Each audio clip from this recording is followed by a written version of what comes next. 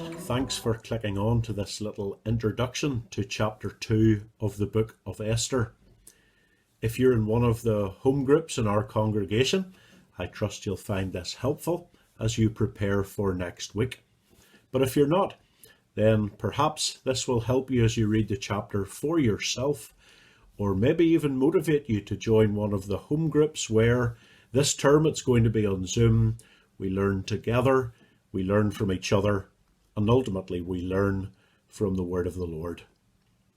Well, chapter 1 of Esther last time saw us introduced to life in Persia around 500 years before Christ.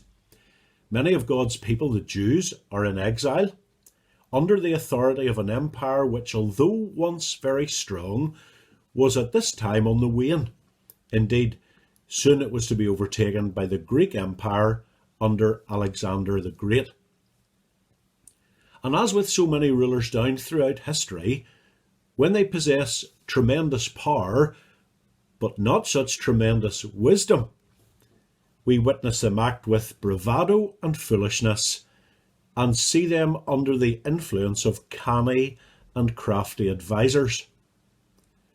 Xerxes, king of Persia, is just one such ruler. And in the opening chapter, he indulges in great celebrations, he behaves in an awful way towards his wife, and he listens to the council of advisors who exaggerate and make a national crisis out of a moment of personal folly. And the upshot is that Xerxes' wife, Queen Vashti, is ousted from the royal court, leaving at the end of the chapter a vacant throne and a lonely king. But all of this is under the sovereign and matchless power of the Lord. Although, if one had a cursory and casual reading of the verses, you may not come to that conclusion. In the film The Godfather, the word mafia is not mentioned. Yet who would disagree that the Corleone family of gangsters and organised criminals is not indeed the mafia? Just because something is not explicitly mentioned does not mean that it's fundamentally absent. So here in the book of Esther, God's name is not mentioned. Yet if you have eyes to see, he is present absolutely everywhere. Present in Xerxes' foolishness, present in the advisors' craftiness, and present in Vashti's absence. So as we come into chapter 2, we see the hand of the Lord in all that happens. Xerxes' loneliness, and perhaps if you read verse 1, sorrow at letting the brave Queen Vashti go. The advisors' manipulative, sensual suggestion of an empire-wide beauty contest. All of this is under the sovereignty of God. And so too is the natural beauty of the young woman who becomes caught in this net that's been spread to catch the most attractive maidens in the land. Only you'll notice how in this chapter Esther might be beautiful, but her beauty is far, far more than skin deep. Look for how in these verses the inner character of someone is way more important than how they look, and how Esther commends herself to everyone and wins their favour for more than the impact she has visually. And now think of that in relation to how we view beauty today and how topsy-turvy we can be in our thinking.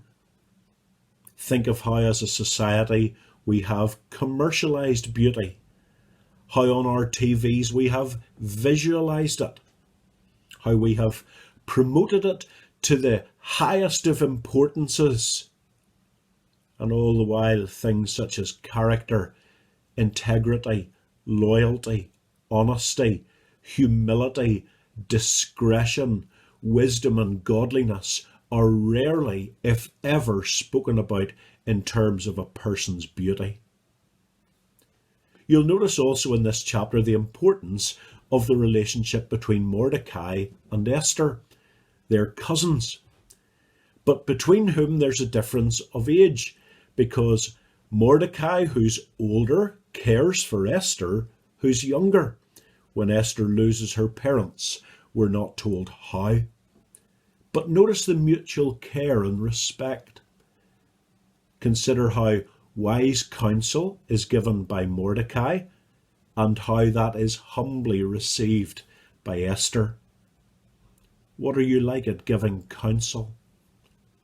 What are you like at receiving counsel humbly? Do you listen to others who love you and care for you? Or do you rail against it? Do you resent others for giving it? Do you do your own thing regardless? And notice also, without getting too far ahead of ourselves, how God is positioning his people so that he will use them for his glory in the days ahead and for the coming of Christ in the centuries ahead. If you ever have occasion to watch a good chess player, they might move one chess piece right across to the far side of the board in a strategy that may not become apparent until another 40 moves or so have taken place. Apply that here in terms of how God is in control of what goes on in chapter 2 as he moves Esther to a place where in the chapters ahead she has a powerfully significant role to play. And then consider Mordecai at the end of the chapter. Something happens and he's right in the right place at the right time to overhear a conversation taking place. Coincidence? Or again, a seemingly random thing under the full authority of God? And just one last thing to keep in mind. When you'll read about Esther reporting a plot to the king, Mordecai finds out. The king needs to know. Who's the mediator? It's Esther. She's the only person in a position to ensure the preservation of the life of the king. Remember how Jesus is described in 1 Timothy chapter 2, verse 5? He's the one mediator between God and man, the man Christ Jesus, unique and uniquely positioned to ensure the preservation of the lives of all who trust in him. An eternal reality foreshadowed in the temporal reality of Esther's part in saving the king's life. So those are a few of the things to at least have in the back of your mind as you read chapter 2. Enjoy it, benefit from it, and above all, see God in it, the invisible hand of the Lord so clearly at work.